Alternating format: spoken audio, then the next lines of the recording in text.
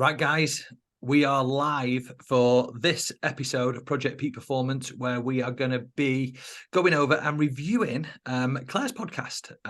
So where do we want to start with this one? We've just jumped into it nice and live. I think probably the best way to do it is to jump in with our biggest takeaways. So, James, what were your biggest takeaways from what Straight in. I was saying? Straight in, mate. We're not messing around now. Come on. No, Boom, got a job wow. to do. Let's do it. So, hi Alex, hi Dave. How are you both? Just first off, Good, mate. Very good, mate.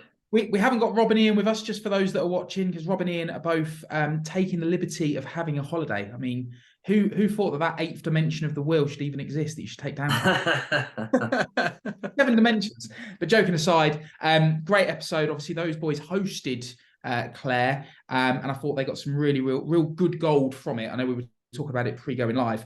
There's a number of things for me. I love, or a big takeaway for me was the fact that she wasn't ever fazed by her environments. And what I mean by that is that she went into an arena that was very male dominated and just felt like she just got into it straight away. There was no real kind of second guessing herself.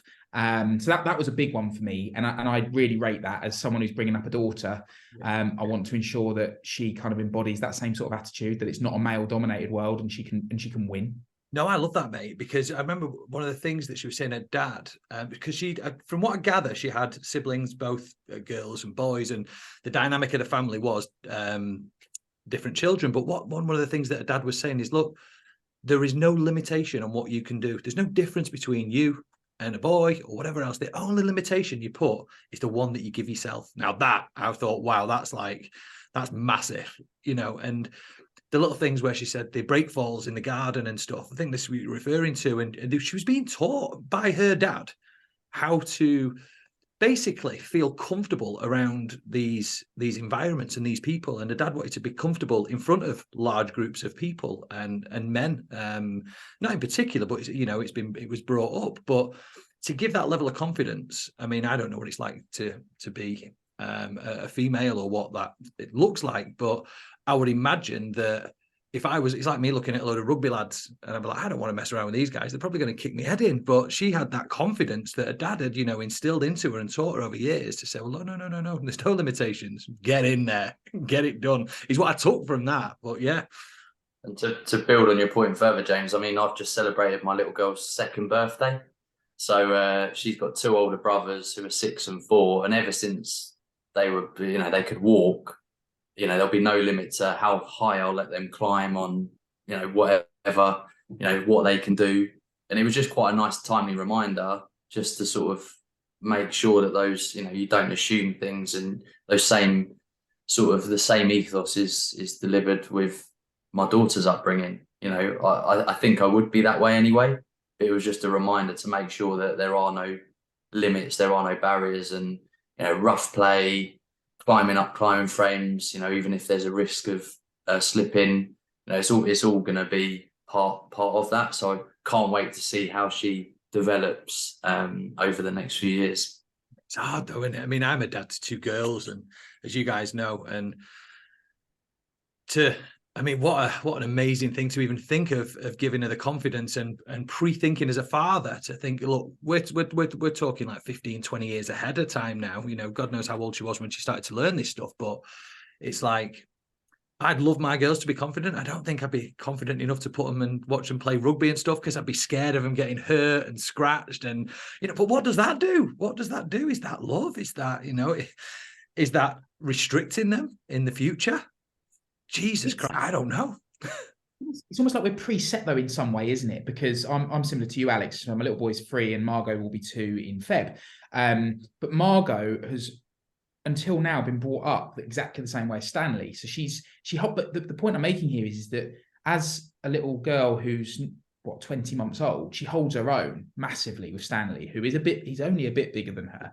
But the point I'm making there is that the way in which Hayley and I then bring her up will in some ways influence the mindset she will adopt in future as to whether she sees, at the minute, she sees herself as very much an equal to Stanley. Like, She doesn't care that he's male. She doesn't care that he's bigger. She doesn't care that he's older.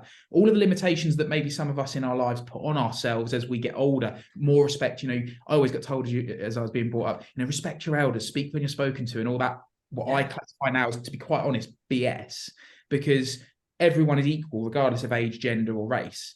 And so I kind of look at Margot now and I'm like, how do I make sure that this little girl that's got this real strength for character carries on to develop in the same way? And the Claire episode really reminded me of that. A bit that jumped out for me was almost don't limit their choices and options, because I think Ian was talking around his daughters and just that there's that side that loves drama and that side of things, but then also wants to set them up for the real world. And it's almost, I think Claire's dad had said, well, whenever she was like, I want to do this, he was like, go for it. Yeah. So if there's a choice or they want to do something, just see what happens, go for it. If that's your choice, crack on. So I really like that message from it, I think. Yeah, I did. Yeah. And from a father's point of view as well, I mean, to give that level of freedom and knowing that can, I think, even if they make a mistake, it's not a problem as long as they know they've got someone there that's got them and say, look, that's cool. Let's wipe your knee. What can we learn? Come on, we can do this again. We can do. You've got it. You've got that. And I think that all children need this, and then that forms who we are as adults. If you're not taught this type of stuff as a young age, and no one's ever told you, then you're just not going to know it at an older age in life. When you hit your 30s, 40s, and you think, fuck me, why do I think the way that I do? It's all of these things that go back to a very, very young age. But yeah. Amazing. And I'll tell you what got me, the fact that I didn't know it took on average 10 years to attain black belt in certainly jiu-jitsu, which is what we were speaking about, but other disciplines maybe, but 10 years, that's some dedication. Like absolute dedication. I had a voice note. We send voice notes around on our family WhatsApp in the morning, and I think you guys have been privy to a few of them that I've sent you and stuff from my brothers and that. Now, one of my brothers is ridiculously fixed mindset, and we're all sending things like Goggins and this, that, and the other on there. And he says, no way any of you lot can be Goggins. You'll never make it. You are what you are, and this, that, and the other. I'm like, wow, mate, you've got it so far wrong. We can mold, we can adapt, we can do this stuff. But could I stick with 10 years with the dedication? I'd like to think so. It's an interesting thread to pull on, though, because obviously you being the way you are and your brother being the way he is, you're genetically very, very closely matched, right? But yet you're so far apart in the way you think. I find that fascinating. Yeah, well, what is fascinating actually from that dynamic, I've got 4 brothers and a sister, big family, as you know, but the one in question is actually the middle brother, which we looked into this a little bit. So you get like the middle child syndrome, which I'm sure everybody's heard about. So the person who sits there, he's got 2 elder brothers and 2 younger brothers.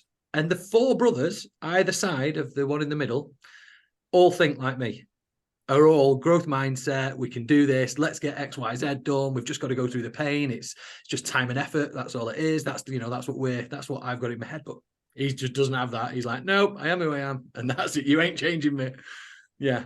Well, what was 10 years? What was your, have you got a key takeaway, Dave? Or are we sort of talking over it at the moment? Have you got anything else that stands out? I mean, I've got tons here. I really liked, so to kind of summarize it, really, I loved hearing about the upbringing, which then gave direction as to what was going on in the future. I loved the fact that she brought up the imposter syndrome, which is something that she still suffers with slightly today. I know she mentioned on the podcast that literally the day before she'd had an episode. And I think it's important to bring those up because I think everybody has a little bit of that inside of them, and how she's worked through it and how to manage it. And then bar the 10 years worth of dedication and discipline to achieve what she's achieved, which is fantastic. It was the fact that she then went from being a teacher, learning, so she had the teaching side and the martial arts, and brought them in together to be a coach. And now she's focusing on becoming the best version of a coach she can, and the education around that. So just the growth in general. But what was really exciting for me was the fact that she looked at psychology to help the younger kids, and noticed that one of the big quotes, I think I said to you guys before, is that behavior is a language. Now, I kind of know this stuff, but I'd never heard it put in that way before, and it really hit me. So for my summary on this, I think what an amazing person, a human being that she is, to have the dedication to do that, and then to help others going forward with the psychology side of things is just like, take your hat off. For me, that's just immense. So that was kind of my overall takeaway, and I'm happy to jump into any of those little bits if you've got any questions on it. Yeah. Yeah, I mean, I suppose I was sort of thinking of anything extra that I'd taken out of it that you two sort of haven't sort of mentioned fully yet. And I think the thing that screamed out, there's two parts to it. There's Claire as an individual and what I learned from the episode about her, and then what did it show me about peak performers. Mm-hmm. And I think mindset just screams out at me from this episode, because she really does go into detail around the type of mindset you need to get to that point. And I look back now at previous episodes and what, success leaves clues. We've obviously heard that phrase in places before, but when we look at Emma, who we started off the series with, that elite performer mindset is all around not giving up. And I loved her phrase of black belt is a white belt that doesn't quit, because I just think it said everything around that type of mindset that's required, and the amount of people that would drop out at certain points. And ultimately, to get to that level, you need to go over hurdles. And Ian likened it to a crossroads. Yeah. And when you're faced with that decision of your body's screaming or you don't think you can do it, and some people will go left, but then those that can get past that or over that crossroads and go right, ultimately quit or endure, give up or die trying, I've written down, it's all around that mindset of going past that point. Yeah. And just there's a lot of stuff I'm looking at the moment around elite performers, and often they'll think of some kind of trauma or something, a purpose they're doing it for, that they'll lean into at that moment that will get them over that hurdle. So quite a bit to unpack there, but that was just something that screamed out at me from the episode, that mindset that's required for these peak performers to deliver on their outcome. Yeah, it's massive. She even referred to it as well at the end when it looked at the coaching, and she'd realised, I think, a bit of this imposter syndrome that was coming out was her kind of belief system, that maybe she doesn't know what she knows. And there was this realisation that I do, and what I need to do is I need to level up. I need to level up my game on my coaching. Now that, again, that growth mindset, that, okay, no one's going to do this for me. This is what I didn't hear. This is what I heard myself from this. No one's going to come and do this for me. No one's going to pick me. I've got to do this. If I want to achieve X, Y, and Z, then I've got to put in the effort here, here, and here. And she'd realized that as she didn't feel comfortable, this is what I took away from it. She didn't feel comfortable in that scenario. It was her that needed the work. Whereas I think you get a lot of negativity around things like this, where it's like, oh, it's not just me, it's everybody else putting problems on me that's causing me the problem. But the ownership, that's the word. She owned it, and I think that was an amazing attribute. That is an amazing attribute for any human to have. Yeah, I would love to ask her whether that ultimate goal was the black belt, and what she was focusing on, because ultimately she gets the black belt and it's almost like, okay, there's this whole new phase that comes afterwards. You've got to impart the knowledge. You've got the black belt, but actually there's so much more to learn, and you've got to become the expert of all experts at black belt. So I'd love to know whether that was a realization after that moment, or whether actually she knew that all along. Yeah. It's an interesting take, isn't it? There's kind of three things that I've taken from what you've shared, your takeaways, and it's so true of almost all the guests we've had, isn't it? Mindset being obviously a major part of it, as we've said. That tenacious attitude of never quitting. But the final piece, because I think this happens to a lot of Olympic athletes, doesn't it? And I think Emma might have made reference to it.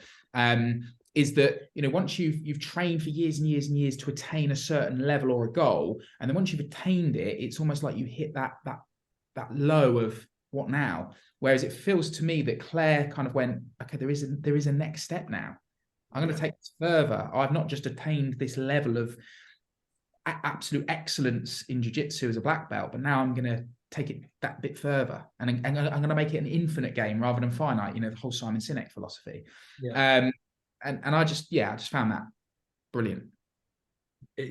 Honestly, mate, it's amazing to just see. And I think that I think that it helps as well. One of the things she said that in the podcast is there doesn't seem to be a great deal of peak performing females out there, strong females. Now, you know, who can be role models to children, and I probably agree with that. But I bet it's male dominated for the most part. And I think for her to see that, realize that, and then to push forward, not only is she teaching this stuff, I mean, she's done it. You know, she's gone through the mill on this and found herself lost after uni, and then coming back into it again when she took you know, when you were talking before about, I wonder what it felt like, what her vision was to get there. And at one point in her life, she definitely did feel lost, and like she didn't know where she was going, because she found herself that she'd gone into this education sector, maybe teaching, and she'd lost all of the surroundings and the environment of the sport and everything, which was huge for her. I think one of the quotes she said was, it was all about family. So her upbringing was all about family, pinned by sport. Yeah, wasn't it? I think that's where the responsibility comes onto parents, and you know, there will be obviously a plethora of strong female role models out there, but it's just where you point your child at a young age, because the upbringing now, there's the Love Islands, there's the things like that she mentioned, where, you know, that could become the blueprint for a lot of young children, whereas actually, you know, it's where you're pointing that compass is where they're going to ultimately lean into. So I think that just whole responsibility piece again screams out of how you bring your children up in general. 100%. Are there anything that you took? Is there anything that you took away from this pod? In fact, I asked both. Actually, I was going to ask Alex then, just because it was Returney's conversation. But is there anything that you take out of what you've learned within the podcast and watching it that you could implement yourself? I think so. I've sort of always had, and I'm a self-professed perfectionist. I always want things to go right first time, things to be done well. And I've struggled, you know, my limiting belief, which I've come to realize over the last few months, is not necessarily thinking there's a learning experience from failure. Mm-hmm. You know, my mindset was very, you know, as much as I am an incredibly positive person, my brain will go to, it will happen and I'll get there. But obviously, if there's stumbles along the way, I'll see that as a real challenging moment to think, well, just, you know, I failed. Like, you know, I'll go again, but I failed. So won't necessarily learn from it, in it, you know, focusing on it. But I think she talked around the importance of her upbringing and again, seeing failures as opportunities and just reframing that whole terminology. Yeah. And she spoke about being fortunate enough to be around elite performers. She referenced a show jumping friend, mm-hmm. As someone who just embraces and loves the competition side of what they do, because there's no greater learning experience than doing it in a pressured environment and against equally great performers. So, you know, I think it was just, again, another nudge forward in my development on that side of things. Yeah. So personally, I took a lot out of that part of the episode. It's interesting though, isn't it? Because she made reference, as you've already alluded to, Dave, around the schooling system. Mm-hmm. And this is part of one of the major learns that I've reflected on off the back of Claire's episode is how I bring my children up. So the first piece for that is that, in my opinion, the schooling system instills the belief and mindset that you've adopted, Alex, around if I fail, that's wrong. If I fail, I've given the wrong answer. You know, school systems, you're either right or you're wrong. There is no grey area. And if you're wrong, you're not going to get the grade. And if you don't get the grade, you're not going to get the uni. You get into uni. And if you're not going to get into uni, then you've failed miserably. And personally, I think that's an absolutely flawed attitude and societal problem. And so that then instills it in all of us, though, right? Because I'm the same as you, Alex, to some degree. I've learned over time to overcome the perfectionist attitude, but there's always that ingrained at the back of my mind. But if I get this wrong, what are people going to say? What are they going to think? Am I going to have let my family and friends down? And so it really re-enhanced how important it is to bring Stanley and Marg up in an environment where they are comfortable with taking risks and getting it wrong and failing and treating failure as an opportunity to learn and come back stronger. So that was a major one for me. And that's really sat heavy with me over the weekend, actually, from reflecting on it. And I do think it does stem from the schooling system. That's such a major influence on us all. That would be the main one. There are others, but that's the one that's really, really, like, I feel strongly about. I think for me, what it was, there was talk about the plateau within jiu-jitsu, whereby you start off and you get going and you feel like you're getting some good results, everything's going well, you're doing really well, and then it just like pans down like this. And here it's just horrible. Everything feels like shit. You don't feel like you're going forwards. You feel like you're stuck still or going backwards and this, that, and the other. And it's having that determination to keep going. Now, from my personal point of view, the reason this hit with me is I've known for probably quite a while that I should really go to the gym. And I want to go to the gym. And I know why I want to go to the gym. I want to go to the gym because I want to tone up on particular parts of my body that I think will make me look good, X, Y, and Z. But do you know what I do every time the gym conversation comes around? I pick something else. I'll go for a walk. I'll go for a hike. I'll go and play golf. I'll pick another discipline. But I know I'm kidding myself. I know that if I do this walk instead of doing 45 minutes in the gym, well, I'm out for an hour and a half. I've done 5 miles. I've got fresh air. I'm giving myself every single excuse under the sun. And although I'm replacing it with a healthy alternative, I know there's some work that I need to be doing. And I think just gives you a little bit of a kick up the arse sometimes when you hear people's stories. And I always get this thing in my head where I'm like, okay, well, if they've done it, then I can do it. I should be doing it. Why are you not doing it? And, just got to give myself a little bit of a kick up the arse. But I think it came in that plateau. I think I'm kind of there, and I'm picking choices now as to where I want to go, what I want to do. But I know that I'm picking some that aren't really aligned with what I want to do because they're easier. And for me, that's where I'm going to start implementing more and more things now and force myself to do the things that I know I should be doing. And I'm not. When are you next going to the gym, Dave? I don't know, mate. Do you fancy a walk tomorrow? James, just on the education bit, how are you doing anything outside of that? I mean, I suppose the age your kids are, they're not at school yet, are they?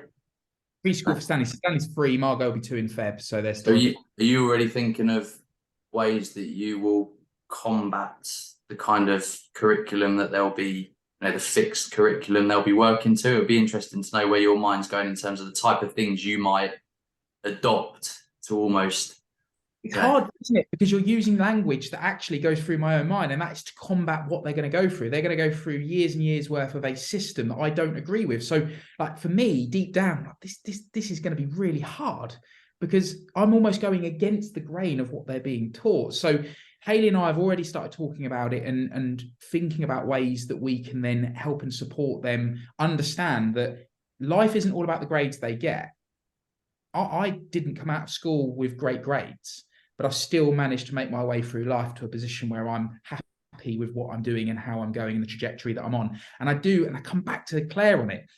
I genuinely don't think it matters. And this is going to be controversial to some. I don't think it matters how well someone does or doesn't do in the schooling system. If they have the right attitude, they have a growth mindset, and they have a willingness to continually learn in a way that is going to be fruitful for their future, then they will succeed. Whether you got an A or a G, it doesn't influence the trajectory. And I think a lot of young people get too hung up on that. And then they spend years in the abyss of, I didn't get good grades at school, so I can't get a good job. It's BS. Yeah. And so the way in which I'm looking at it with the kids is to make them at ease and comfortable with the idea that it's good to learn. I'm not saying don't go to school and don't learn. What I'm saying is don't pin your entire future on the grades that come at the end of that learning curve, because the schooling system is designed for one-size-fits-all way of training children and developing them. I'm very visual. The bit I don't understand with the schooling system is 65% of people are visual learners, yet the schooling system isn't designed for people that are visual learners. Yeah. Doesn't make any sense to me. And so that's what we're working on at the minute is getting to a place where we understand their learning style so that when they are coming home with homework, we can adapt the environment to suit their learning style. And if they get great grades, great. If they don't, that's also okay, because there's a big wide world out there that isn't determined by the grades you get. Yeah. Most of it. Yeah. I've got two boys in school. And I think you're right to be preparing and wary from what I've seen. So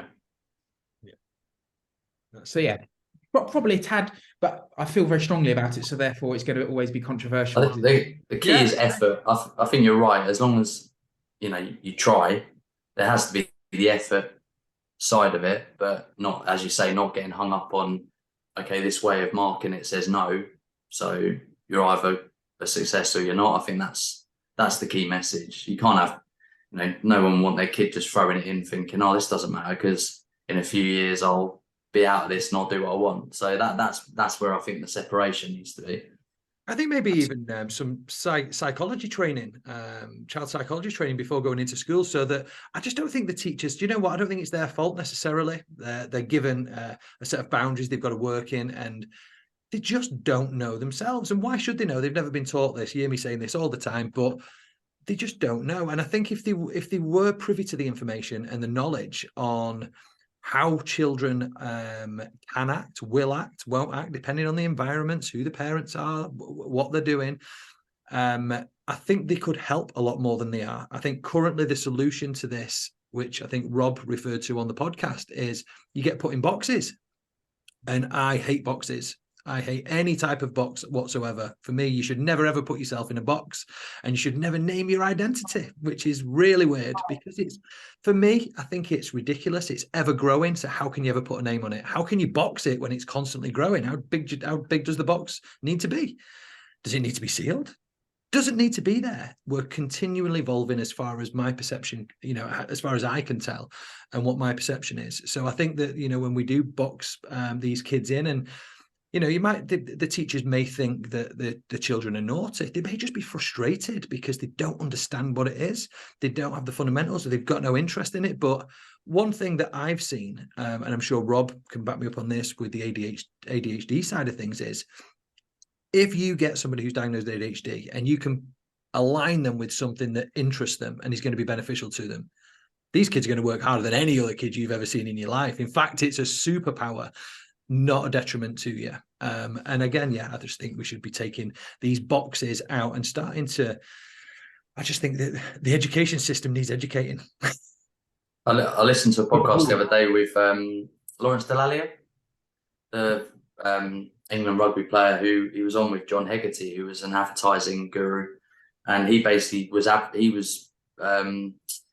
sort of speaking to people in government about extending the school day by 2 hours. Mm-hmm. So 3:15 to 5:15, not necessarily the teachers staying on in that time, but having specialists that would come and essentially have different periods of time for kids at the end of the day that would involve free play, would involve more of the sort of art, design, creative type things, sports, at the end of the day as well, a bit more of that. So he wasn't getting far with it, I don't think, because this was a couple of years ago, but something like that, just opening up that free play in what normally is going to be a confined environment between 8:30 and 3:15, I thought was a great idea. Obviously there comes resource, who's going to do it on a national scale, all of that comes up, but I thought the idea was really quite a good way of looking at how it could progress. A lot of people are talking about it at the moment. I watched a Gary Neville video not so long ago. I don't know if you guys saw it, where he was talking about the school system, and I think it's quite a high topic at the moment, and it wouldn't surprise me, with a bit of luck, if over the next 5 to 10 years we start to see a dramatic change in actually how the kids are taught and educated, because we've got a load more new information now since, these course books were created in the 90s or whatever else it is, although the information's newer. But I think we're going to see a turn, and I think it'd be a great thing if we do. I mean, it's important to note for any teachers listening that we're talking about a systemic change, a system thing, rather than the individuals within that environment. I know my mum was a teacher, retired last year, and she cared for kids and wanted to do, like, try and almost work around the rules a little bit.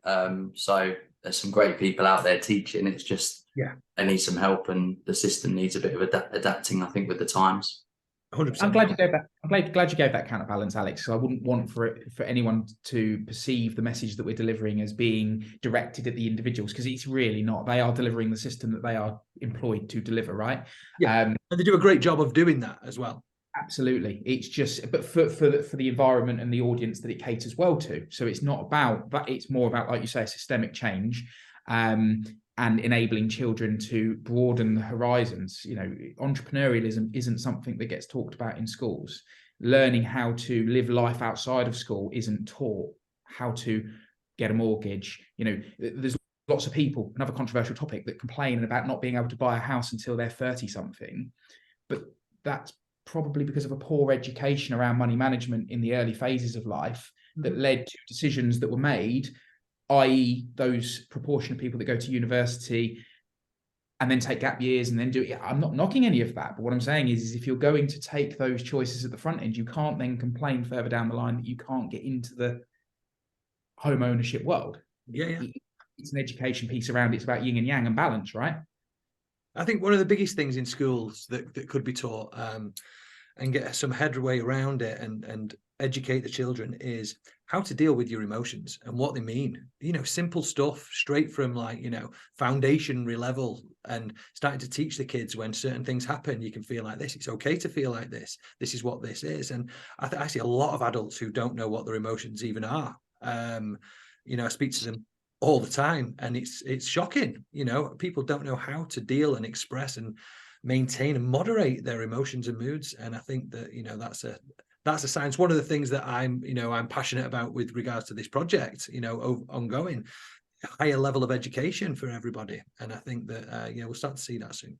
We've got a separate episode here. I think the reason we're talking about is obviously Claire had the education side of the huge education side, which has really sparked my imagination. And ultimately, I think there's a sort of part 2 episode there where maybe there's a little bit more detail of someone with that fantastic mindset, and how it relates to what she does on the education side.